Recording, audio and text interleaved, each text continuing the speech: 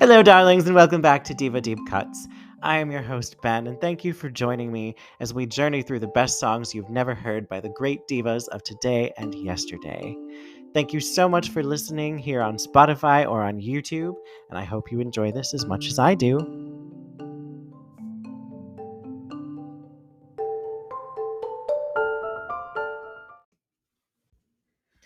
Today, we are journeying through the catalog of the queen of hip hop soul, Mary J. Blige. Now, I first came across Mary when she was at the height of her fame, or one of the peaks, I should say, with her biggest chart hit to date, Family Affair, in the late summer of 2001. The song was everywhere on radio and television, and she just seemed so cool and so hip and so at the forefront of everything. I was just hooked, and so I've just been a big fan ever since. And it was really exciting when a lot of her peers started having diminishing commercial success, like Toni Braxton, Mariah Carey, TLC, Janet Jackson, that Mary kind of continued after that with The Breakthrough and Growing Pains and Love and Life, and still getting hits for several more years. Like, there's something for me personally that just feels very validating about my music taste when an artist I like does well in the charts. So the mid 2000s, it was an exciting time to be a Mary fan because she had some of the biggest hits of her career. So today we are going to journey through her catalog from her humble beginnings after the record label discovered her and plucked her out of the projects of Yonkers, New York, and walk through the amazing music that made her one of the biggest stars in the world today. So we will get started with a song from her debut album, What's the 411. It's one of my favorites on that record, crowded amongst many big hits. It's called Changes I've Been Going Through.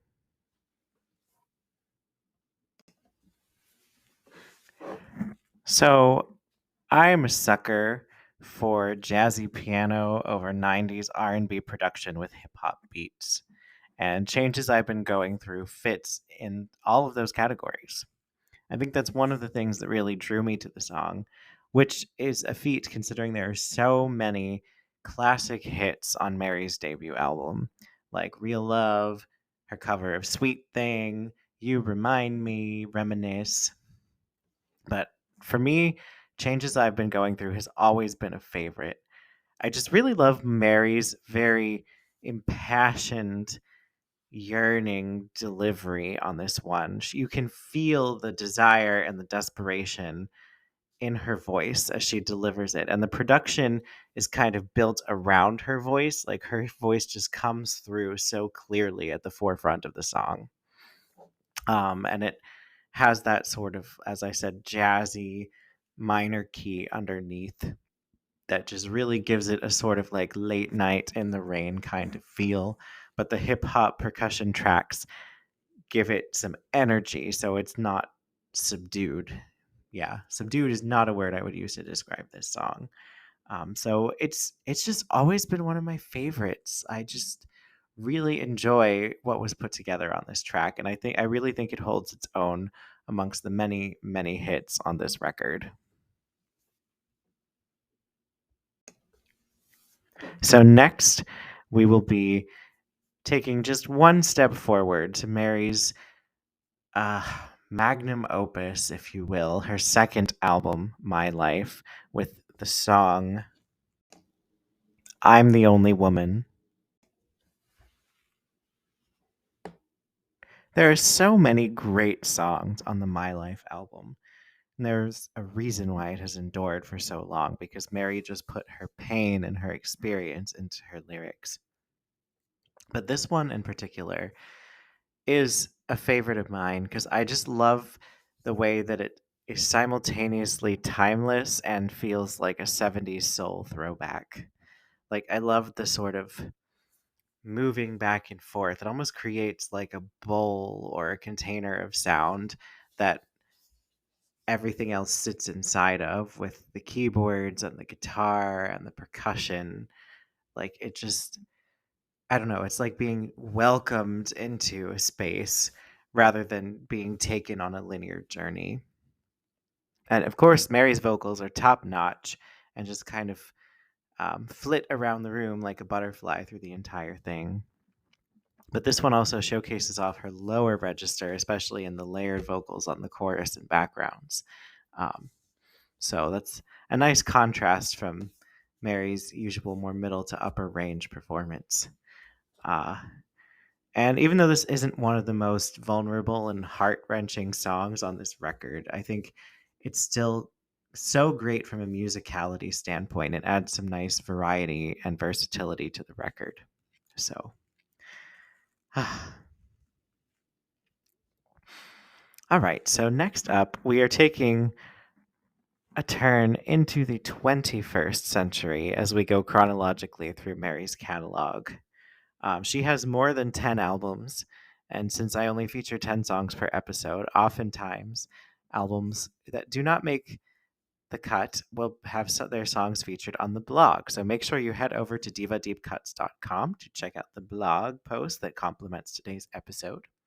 And there's also a playlist of all the songs where you can listen to them outside of the episode if you have ones that you like and you want to hear again.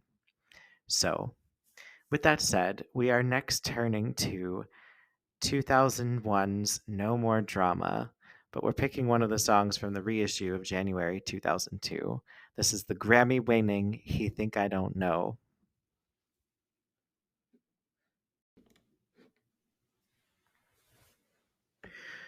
So, not only was He Think I Don't Know, it actually won for Best Female R&B Vocal Performance in 2004. And I knew none of this. I just knew it was one of my favorite songs from No More Drama after I got the album for Christmas, I think. And it just always stuck with me, even though it's a fairly simple, uncomplicated production. Again, it just kind of creates an atmosphere and lets Mary do her thing with the vocals as the driving force in the song. That second verse, where she talks about seeing something with her own two eyes as she made a left at the light and it just was something that wasn't right. Like that to me, the imagery is just so strong and it fits the whole of the song. You can just imagine Mary in the car. Well, we'll say it's a music video. Imagine Mary J. Blige driving around in a car at night.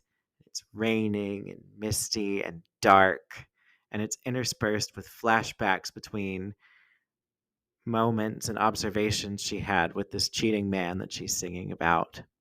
And then you see the lyrics in the second verse acted out in the music video. And yeah, it's just all, I think that it's not too far to just think of a music video treatment. Like the song lends itself to that so well, even though it wasn't promoted as a single.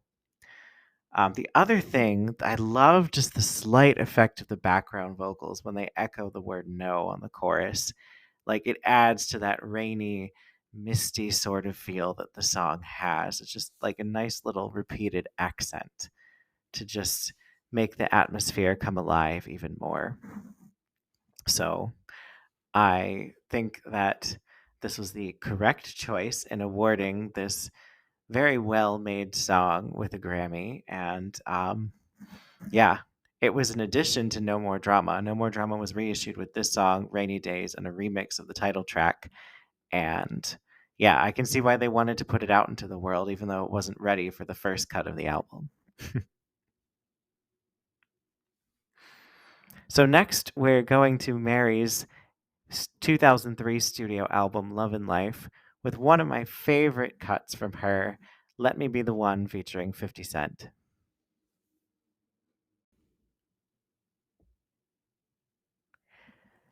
To me, this song always feels like the melody is a cover or an interpolation of something else. But I listened to the song that is credited as a sample for Let Me Be the One. It's called I'll Bet You by Funkadelic. And it's really just the drums that are sampled from I'll Bet You. The melody and chorus and everything is all original, it seems. So I think that's the magic of this track, is that it feels like something you've heard before, and yet it's not. And the hook is just so catchy. Like one of the ways that I can tell I'm really attached to a deep cut is when it's just an album track that I listened to years ago or months ago, and it gets stuck in my head. Even though it was never promoted to radio, the chorus is still an earworm. And that's how I feel with this one. Like it just has that sort of creeping, rolling along production with the sampled drums. There's all the like bells and chimes. So it feels like heavy and light at the same time. And that both I don't know, there's like the two different melodic lines in the chorus. There's the let me be the one to give you everything, and there's the let me be the one, let me be the one, let me be the one for you. Both of those get stuck in my head at different points. And in fact, hot take, I don't think 50 Cent is needed on this song. I barely notice him. Like, Mary could have carried this by herself. And even though I'm a fan of the songs that were chosen as singles from this record, because this is one of my favorite Mary records, I really think this one should have been in contention too. I don't know if there were problems with the samples, so they just were afraid to push it as anything more than an album track, but who knows. But yeah, that was Let Me Be the One, and it's one of my favorites on one of my top favorite Mary albums. So next we are going two more albums forward. We are skipping the breakthrough for now, foreshadowing, and going to her 2007 album Growing Pains next with the song Roses.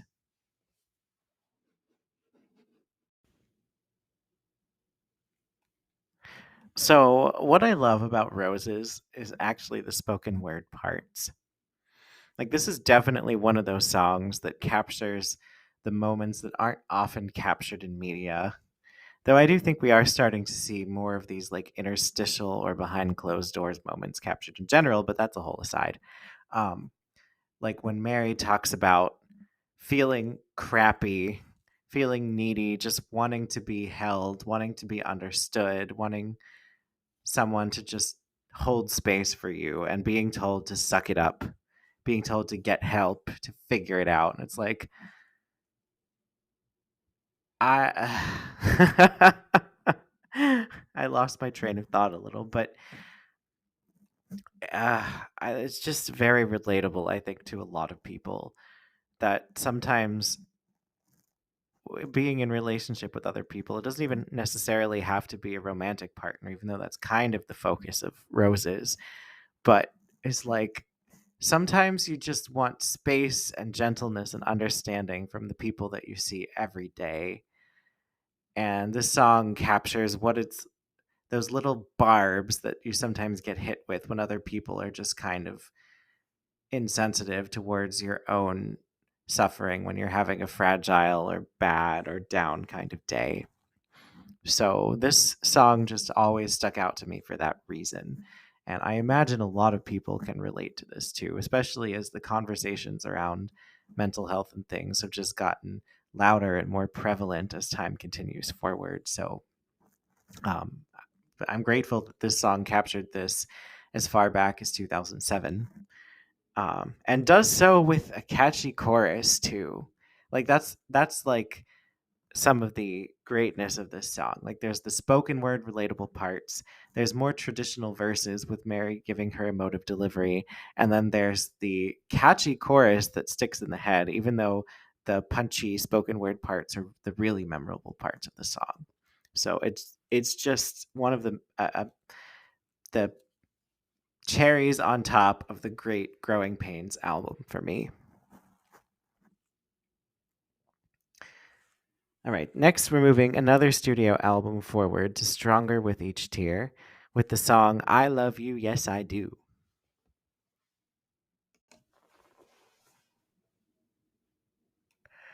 So this one is in a major key, but it's kind of a little bait and switch because even though the song sounds really positive, like I love you, yes I do, and the chorus just comes thundering right in at the beginning, but it's about a one-sided, possibly unrequited attraction. But it's not apparent at first. It kind of unfolds as the song cycles round and round. And so I love it for both of those reasons. I love it because it's really catchy and the chorus is just really in your face, kind of like a maximalist. Like, we are going all the way with this title, with this production, with this vocal delivery. But then the switch of being like, oh, but this is about pining after someone and not knowing where you stand with them and getting mixed signals.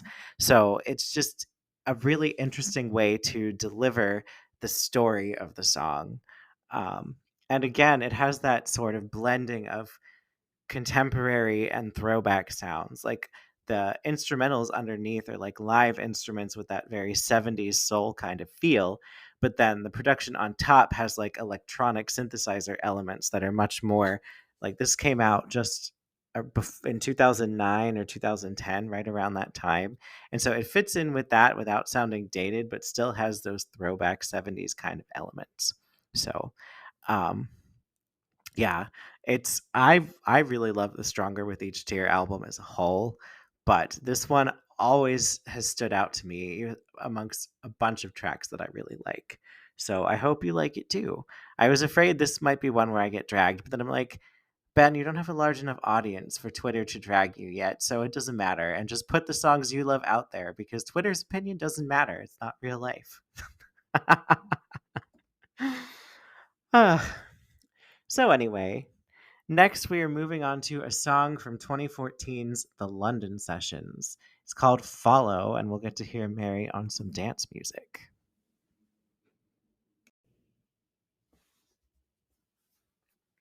So, Follow shows what we have not really talked about so far, which is that Mary can sing any genre, even though her foundation is in R&B, hip hop, and soul.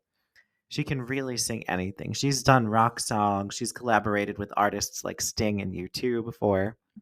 And in this case, for her 2014 album, The London Sessions, where she worked with a bunch of prominent musicians and producers from England, um, she explored a whole host of different sounds on this record. There was a lot of dance, some R&B, some adult contemporary, some poppier things. And this one in particular was a collaboration with Disclosure.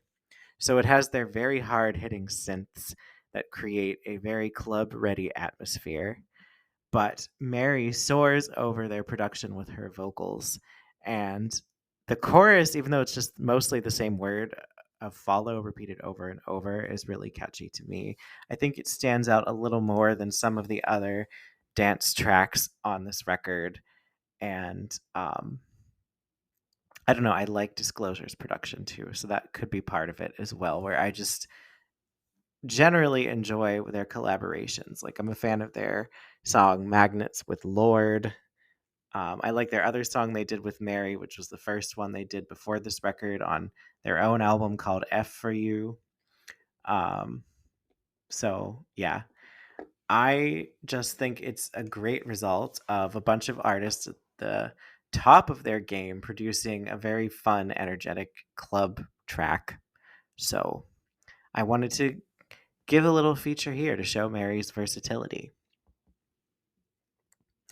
However, we are next turning to her 2017 album Strength of a Woman and going back to a more typical R&B sound with the song Indestructible.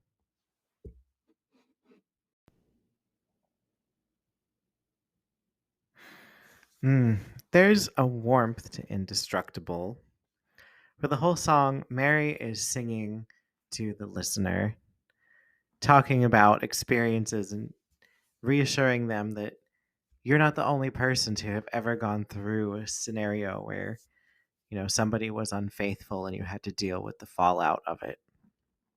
So she's done a number of songs like this throughout her career, and I think it's a big part of how she has developed such a close bond with her fans by writing from her own life experience and being validation for their own experiences, to be like, look, I went through this too. I made it out of the other side, and you can too. Like, I'm here with you on this journey. So just really reassuring in that way. And I also, this is pure speculation, but since this is the album where Mary was processing her bitter divorce from her husband Kendu, ex-husband Kendu, I also wonder if she wrote this to herself for herself as like a reminder that she is strong and she can be indestructible and get through these difficult things and still be herself and okay at the other end of it.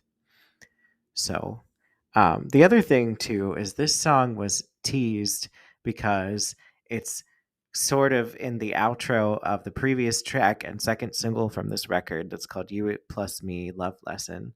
And so a lot of fans, myself included, were anticipating the full track because You and Me Love Lesson, it was clear it was like segueing into the next song on the record before the album was out.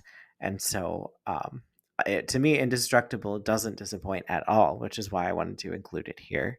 But yeah, that's just like a neat little extra tidbit. So we have now made it through to present days in the Mary chronology. And the next track is from her most recent album, Good Morning Gorgeous, and it's called Tough Love featuring Moneybag Yo.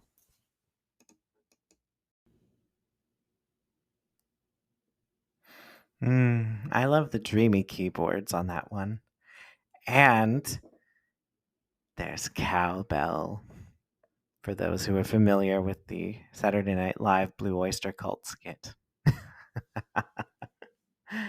But even without the cowbell, I just love this track. It's like, I don't know, it feels like some kind of vehicle that there's these dreamy keyboards and then the percussion kicks in and like gets going. It's just kind of like a rolling groove. And I love that both the pre chorus and the chorus are catchy, which I think is a feat that's not achieved as often as you would think in popular music. But yeah, both the thing about buying tickets to the shit show is like a line that sticks in the head and it's catchy, it's rhythmic, it's very strong imagery. And then the chorus about tough love is a therapy, wake up, I ain't scared of me is, pretty hooky and stands out in its own right as well. So it's just, I just remember this is actually on the deluxe release of Good Morning Gorgeous. And I listened through the record and I liked a lot of it. But I just remember the first time I heard this song, just kind of like perking up and paying closer attention. And so I knew I was like, this is the one. This is the one that makes the Diva Deep Cuts episode.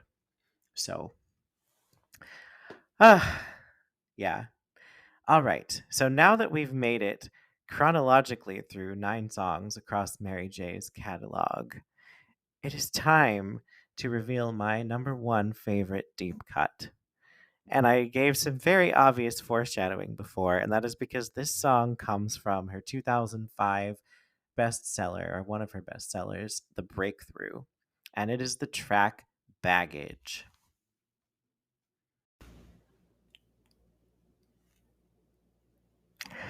So, of the many things I love about this song, I think it is Mary's best attempt. I won't even say attempt. It's Mary's best success in recreating the sound of her My Life album. Because at various points in the many years since My Life was released, I feel like she's referenced it or tried to recreate it. Even one of her albums that we didn't talk about today, but it's a song from it's featured on the blog. It's called My Life 2, The Journey Continues, Act 1. But I don't know. I think in a lot of those instances, whether it's working with Diddy on Love and Life or the My Life 2 album or some self referential lyrics, none of it seems as effortless and authentic as Baggage. I think it's she was just in the zone when making the breakthrough and just was inspired and worked. I don't even know who produced this. I did not look this up. I was a bad host and did not look this up before pressing the record button. But they just went into the studio and um, made some magic. Like it's kind of similar to several songs on My Life where it just has that heavy mid-tempo but somewhat energetic bass line. It's just bouncy and catchy. It has a strong chorus. We get 3 whole verses and a bridge, which feels unheard of in today's music climate. And on the third verse, Mary goes into her Aretha mode and just belts at full voice, and it's excellent. Like, this song is just top notch from beginning to end, and it's relatable where Mary's holding herself accountable for all the baggage she's acquired from her life experiences, and is, admitting this to her partner and saying, like, I've got baggage. I'm working on it so that it's not getting in the way of us being together. And I'm trying to think through the lyric now. I'm forgetting it. But in any case, this was produced by Jimmy Jam, Terry Lewis, and the Avila Brothers, which frankly I did not expect. Jimmy Jam and Terry Lewis have a particular sound, and sometimes they just end up sounding like they produced Janet Jackson records for other people. This is not the case. This is a Mary record through and through, and I just love it. Does it have any samples?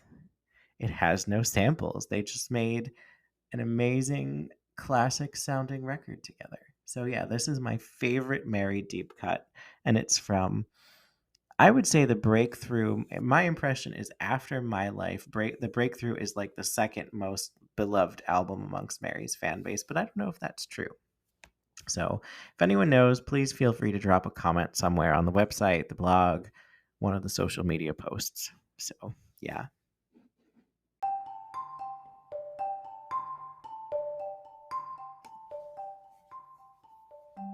Thank you so much for joining me today on this journey through the catalog of the queen of hip hop soul, Miss Mary J. Blige.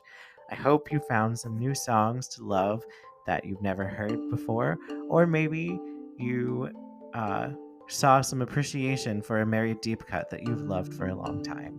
Regardless, I thank you as always for joining me.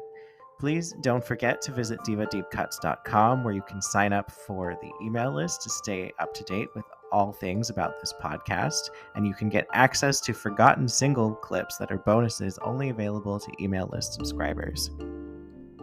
Also, don't forget to watch the Deep Cut of the Day clips I post daily on TikTok, YouTube, and Instagram with just whatever album cut, deep cut, lesser known song has been stuck in my head for the day, just to share it with other people. So thank you again for listening here on Spotify or YouTube, and I look forward to journeying through more artist catalogs with you in the future. Until next time, I'm your host, Ben, and this is Diva Deep Cuts.